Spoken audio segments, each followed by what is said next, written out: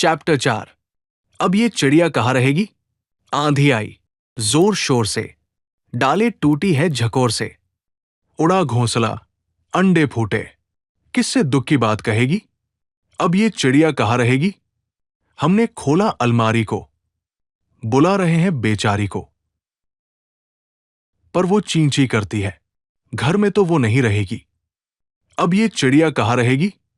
घर में पेड़ कहाँ से लाएं? कैसे ये घोंसला बनाए? कैसे फूटे अंडे जोड़े? किससे ये सब बात कहेगी? अब ये चिड़िया कहाँ रहेगी? महादेवी वर्मा।